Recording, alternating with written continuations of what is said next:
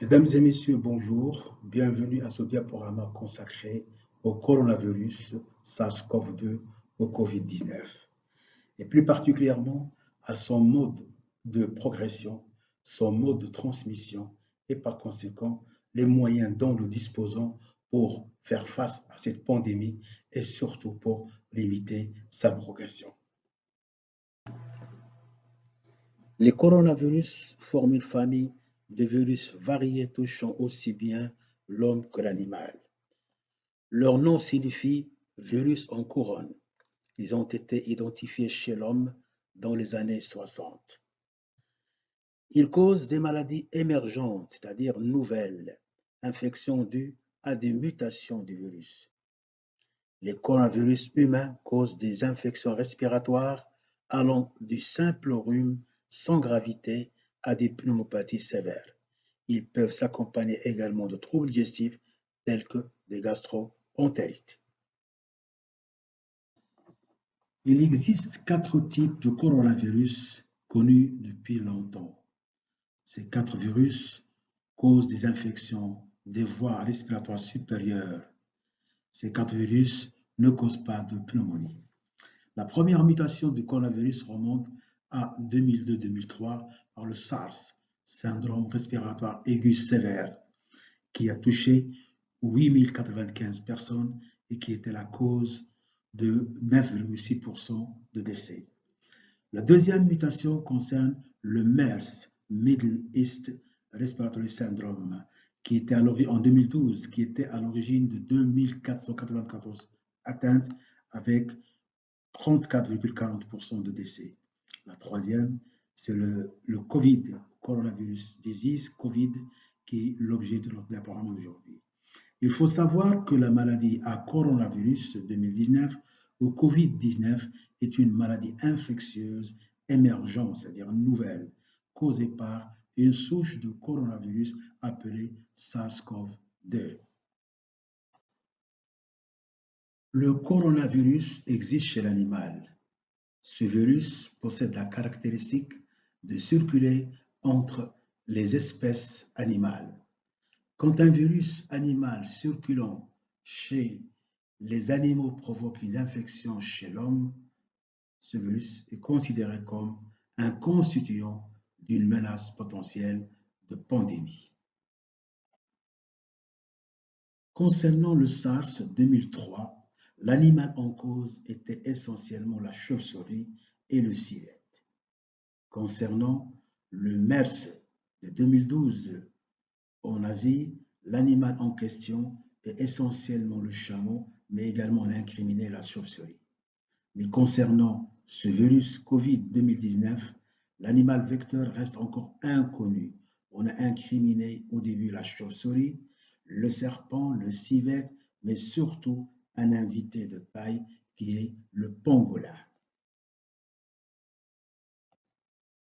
Quels sont les symptômes de début de la maladie?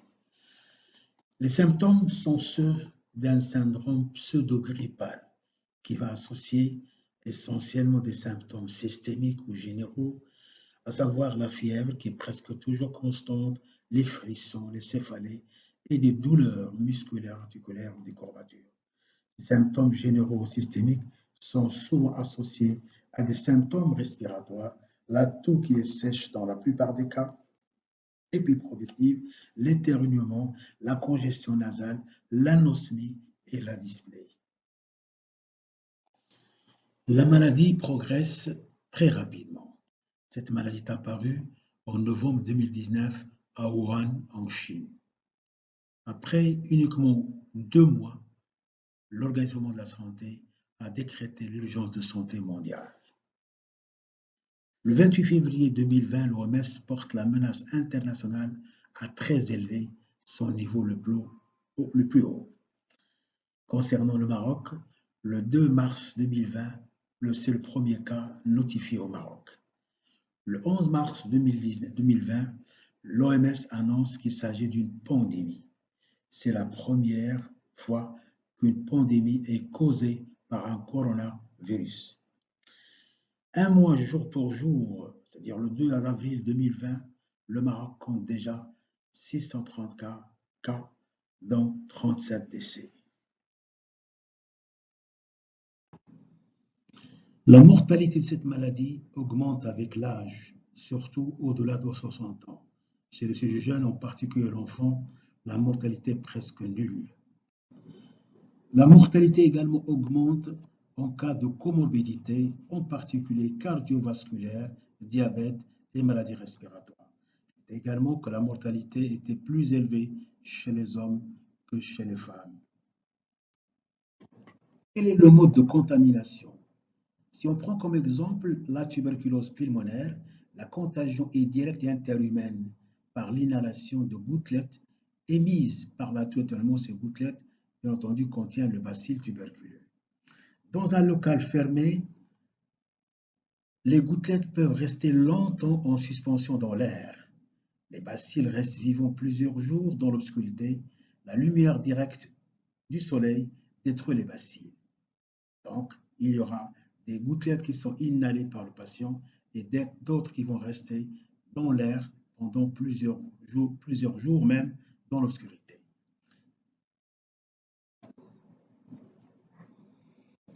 Par contre, dans le Covid, les gouttelettes émises restent très peu de temps dans l'air. Ces gouttelettes tombent sur les surfaces, sur les bureaux, sur le téléphone, sur les tablettes, sur tous les objets personnels ou non personnels et même sur le sol. Et ce, dans un rayon de 1 mètre. La toux, qui est l'équivalent de 5 minutes de parole à haute voix, éjecte 3500 particules infectantes. Quelle est la durée de vie du virus au niveau des surfaces? Au niveau de la peau, il reste vivant quelques minutes. Au niveau des vêtements et des masques, il peut rester vivant jusqu'à 12 heures. Au niveau des bois, jusqu'à 4 jours, tel que le bureau. Au niveau des papiers, 4 à 5 jours. Au niveau des verres et des métals, jusqu'à 5 jours. Et au niveau des plastiques, quelle que soit sa nature, jusqu'à 9 jours.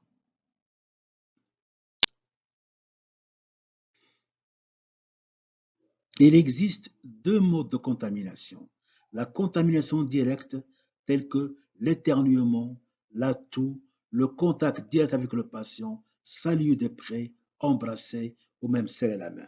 Le deuxième type de contamination est un mode indirect. C'est surtout toucher des surfaces ou des objets infectés, tels que ouvrir une porte, toucher un bureau, un téléphone ou même prendre l'ascenseur et bien d'autres objets qui peuvent être souillés ou contaminés.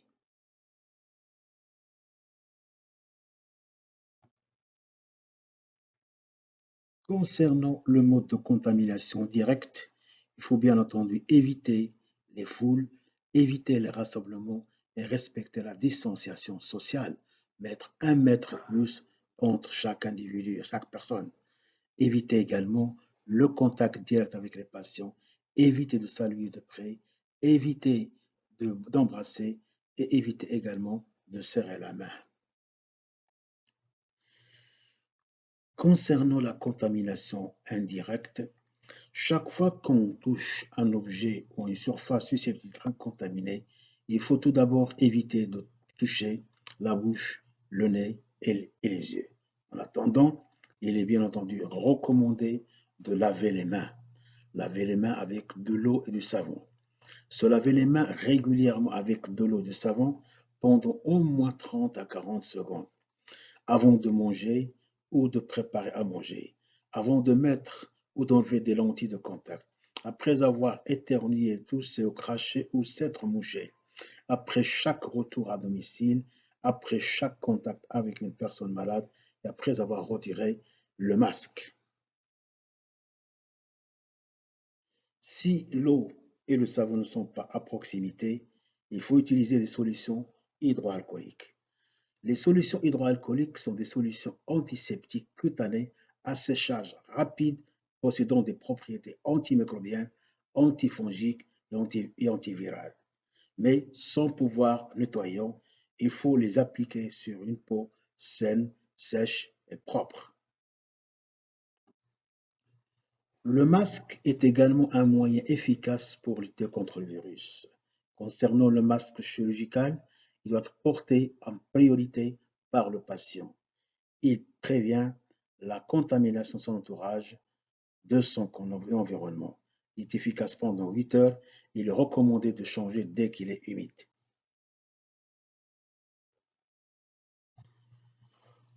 Le masque FFP doit être porté par le professionnel de santé. Il protège contre l'inhalation d'agents transmis par voie aérienne ou par voie de gouttelettes.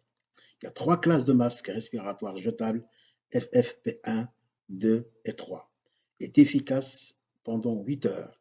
Il est recommandé de le changer toutes les 4 heures ou quand on le retire. Il peut être difficile à supporter car il peut gêner la respiration. Dans la vie normale et sans confinement, une personne va contaminer 2,5 personnes en 5 jours et 406 personnes en un mois. Par contre, si on diminue le contact uniquement de 50%, une personne contamine 15 personnes en un mois. Si on diminue le contact de 75%, une personne en 30 jours va contaminer 2 à 3 personnes. Pour la chasse contre quelques idées, le Covid-19 peut se transmettre sous climat chaud et humide, c'est vrai, et contrairement à ce qu'on croyait, le virus peut se transmettre même sous climat chaud. Les masques peuvent être réutilisés, c'est faux, le masque est jetable, on l'utilise une fois et on le jette. Vaporiser de l'alcool ou du chlore sur tout le corps tue le virus, c'est faux. Le vaccin contre la pneumonie ne protège pas contre le coronavirus. C'est vrai, le vaccin protège contre la pneumonie, mais pas la pneumonie du coronavirus. Les enfants de moins de 10 ans ne sont pas infectés par le coronavirus. C'est faux. Ils sont infectés, mais apparemment, ils ne font pas de forme très grave. Prendre un bain chaud protège contre le coronavirus. C'est totalement faux.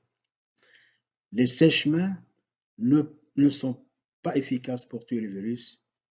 C'est vrai. C'est bien sûr, ne tue pas le virus. Les lampes UV ne doivent pas être utilisées pour stériliser les mains ou d'autres parties du corps. C'est également vrai.